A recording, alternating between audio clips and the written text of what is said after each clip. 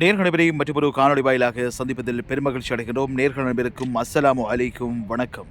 வெள்ள அனர்த்தத்தினால் பாதிக்கப்பட்ட மக்களுக்கு அரசாங்கத்தினால மிகப்பெரிய அளவிலான நிவாரணம் அறிவிக்கப்பட்டுள்ளது. மக்களுடைய வாழ்வாதாரம் வாழ்க்கையை கட்டியெழுப்புற நோக்கில இந்த திட்டம் அமுல்படுத்தப்பட்டிருக்கிறது. முக்கியமான விஷயம் என்னன்னு சொன்னா, முழுமையாக அழிந்த வீடுகளுக்கு புதிய வீடு கட்ட 50 லட்சம் ரூபாவும் இதுவரையில வழங்கப்படாத மிக உயர்ந்த நிவாரண வீடு அமைப்பு உதவியாக இது கருதப்படுகிறது. பகுதி அளவில் சேதமடைந்த வீடுகளுக்கு நிவாரணமாக வீட்டின் சேதத்தை சரி செய்வதற்காக 25 லட்சம் ரூபாவும், அத்தியாவசிய பொருட்களுக்கு உடனடியாக நிவாரணம் ஒவ்வொருவருக்கும் பாதிக்கப்பட்ட குடும்பத்திற்கு ரூபாய் 50,000 ரூபாவும், உரிமை இருந்தாலோ இல்லையோ அனைவருக்கும் குடிவாழ்வு முகாம்களிலிருந்து வெளியேறுவருக்கு மாதம் ரூபாய் 25,000 ரூபாய் வைத்து 3 மாதங்களுக்கு வழங்கப்பட இருக்கிறது.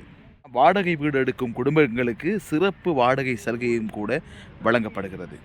சேதமான பதிவு செய்யப்பட்ட மீன்பிடி படகுகளுக்கு ஒவ்வொரு படகிற்கும் ரூபாய் 4 லட்சம் ரூபாவும் கூட வழங்கப்பட இருக்கிறது. விற்கப்பட்ட காய்கறி விவசாயத்திற்கான நிவாரணமாக ஒவ்வொரு ஹெக்டேருக்கும் 2 லட்சம் ரூபாவும், சேதமடைந்த வணிக கட்டிடங்களை மீண்டும் திறக்க ஒவ்வொரு வணிக கட்டிடத்திற்கு 50 லட்சம் ரூபாவும், தொழில் மற்றும் வருமானத்தை மீட்டெடுக்க உதவும் முக்கிய உதவி, பாதிக்கப்பட்ட மாணவர்களின் கல்வி உதவி பெறும் ஒவ்வொரு மாணவர்களுக்கும் ஜனாதிபதி நிதியத்திலிருந்து 10,000 ரூபாவும், திரைச்சிறையிலிருந்து 15,000 ரூபாவும், அனர்த்தத்தினால் பாதிக்கப்பட்ட மாணவர்களின் கல்வியில் முன்னேற உதவும் சிறப்பு நிதி உதவியாக சொல்லப்படுகிறது.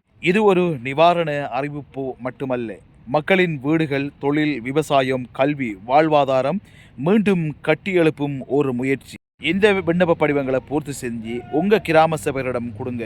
அது மட்டுமல்ல, இந்த விஷயம் தெரியாதவர்களிடம் நீங்களும் இதை பகிர்ந்து கொள்ளுங்க. உங்களிடமிருந்து விடைபெற்று செல்லும் நான் என்றும் உங்கள் அன்பு நண்பன் சாலிஹீன்.